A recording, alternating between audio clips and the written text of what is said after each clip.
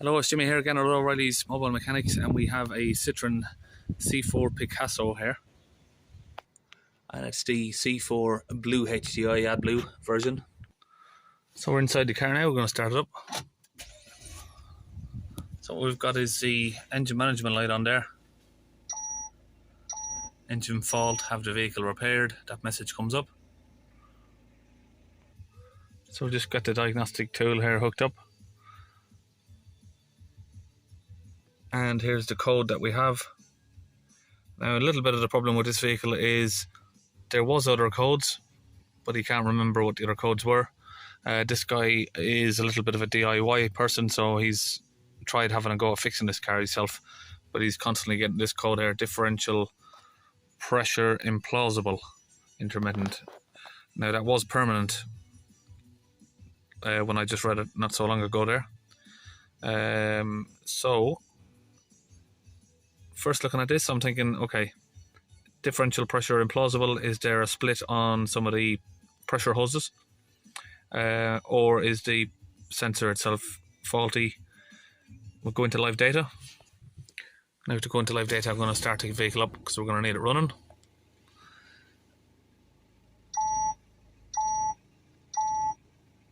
So we're going to go down the live data here. So I have been having a look underneath, so I better go back under there and connect up the pressure sensor because we're not getting a reading on it. So I'm going to go back under the vehicle. And while we're out here, I'll show you what this is. This is one of the sensors. He's already replaced this. He's tried to replace the sensor himself, but it hasn't worked.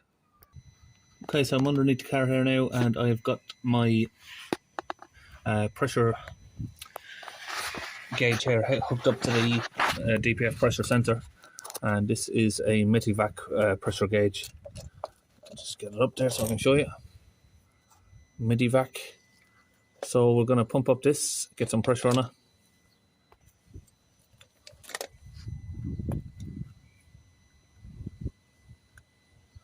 Right there should be good enough. And now we're going to read it on the live data here. We can see that's reading.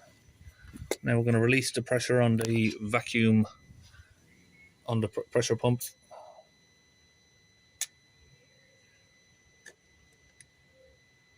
So now it's back down to 0 there, so we can see the pressure sensor is working. So now I'm going to connect my pressure gauge up here to the DPF pressure hose and see if this is holding pressure. So if this has got a leak, you know, you're going to see it. And this is going in here before the DPF, and then you got the other one that goes in afterwards here. So we're running back to this one before the DPF, and we're going to put some pressure on that, see if it's... There shouldn't really be any pressure anyway, because there should never be enough pressure in the DPF to show on the pressure gauge here. But have a look at this.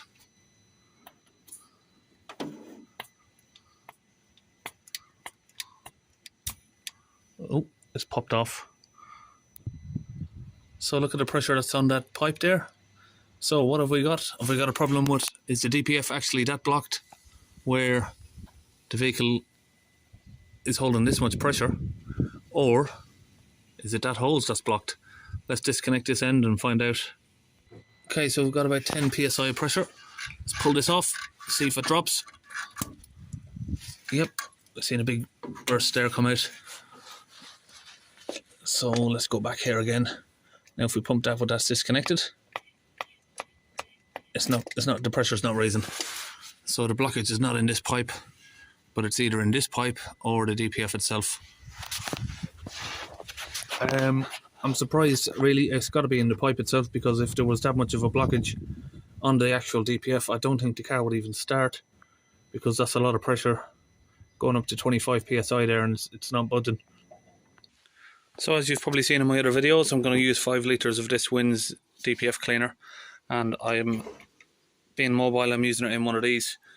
It's actually for pressurised brake bleeding, but it serves its purpose for this. So fill that up with the DPF fluid, and I'm going to connect this up to the hose there. hose line and flush the DPF through. And I can raise this up to about 30 psi there. So I've got this connected now straight up to this pipe, and this is going back to my pressurised bleeder with the DPF flushing fluid, and we're going to push the fluid all the way through and hopefully rinse this out and clean the DPF at the same time. So I'm going to pump this fluid in as fast as I can to build the pressure up as high as possible.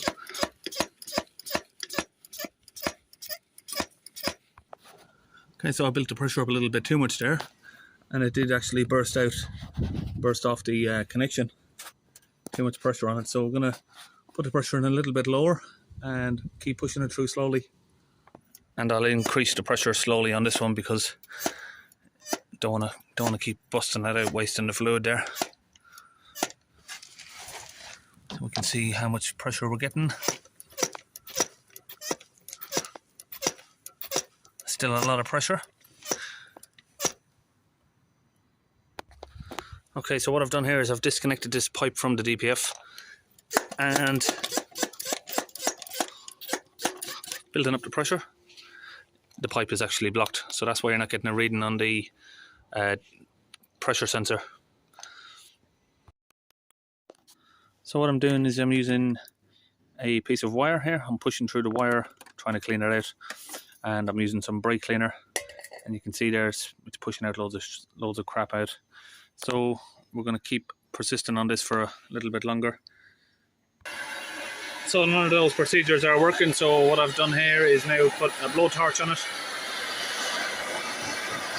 Just going to burn the heat on it to see if we can melt the carbon soot there.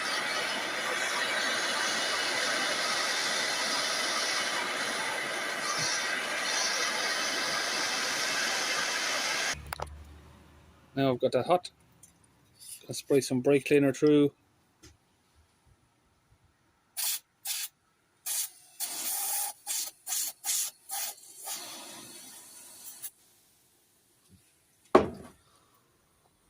So now we're back under the vehicle and we're going to clean out the little port here that the pressure pipe goes back into. As you can see that this is blocked as well. We might have to get the blowtorch back on this as well, just to clean it out. That's block solid.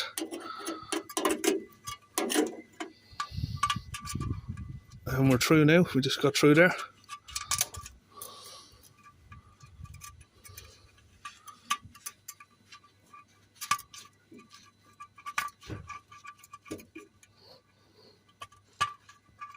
This is probably one of the worst ones I've seen, to be honest. I'd be surprised if this even is repairable or cleanable. Now we've got to connect it back up. You can see there it is pushing the fluid through nicely because the pressure is dropping. Okay, now we start the car back up. We've got it all back together. Now we've got 11 millibars of pressure there on idle. We'll accelerate it. You can see there it's working correctly now. So that's going to start filling into there as we accelerate it. You can see there the millibars are increasing at the moment. They usually do increase before they decrease. 24 millibars on idle.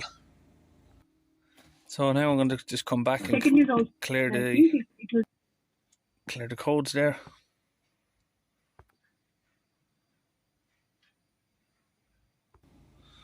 Okay, the codes are now cleared.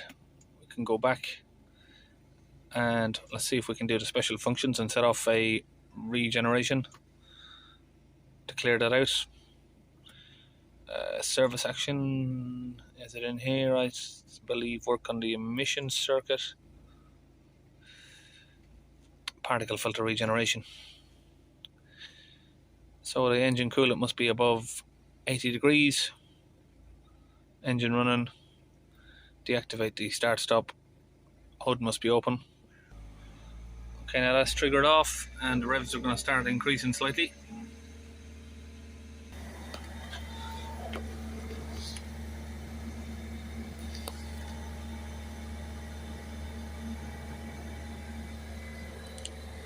And this customer has had his own, he's had the car on his own ramps there.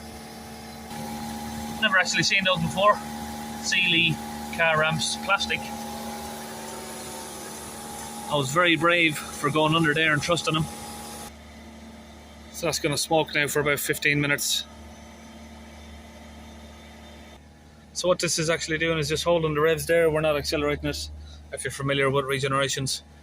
But obviously, depending on how bad the DPF is, just doing a normal flush is not always going to, do a 100% job. So the regeneration on this one is definitely gonna help a bit. You need the extra heat to burn off some of that hardened soot. So I'm just going to stand clear of that for about 15 minutes. I don't want to be sitting next to that 3 times a day, 7 days a week. So I'm just going to take a little seat here while that's finishing, and I'll have a little touch of fruit. Now the revs are starting to drop there, so we're almost finished. Okay, so that's now completed and that was successful. Go to the next step, turn the ignition off. Now that'll start a timer. And the great English weather is pissing down on me again.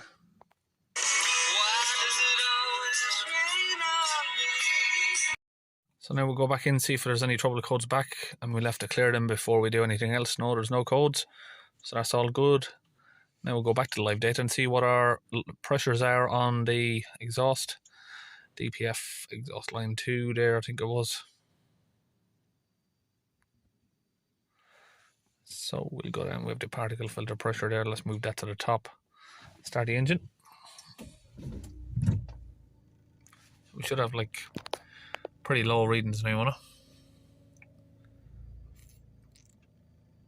See what that goes down to, 4 millibars. 3. Really, a very good DPF don't really have more than 1. So let's increase the revs. Now we've got the revs higher as well, we're allowed to accelerate a little bit higher. And we're getting 46 millibars on full acceleration. So we'll let it idle again and do a couple of full revs. 3 millibars.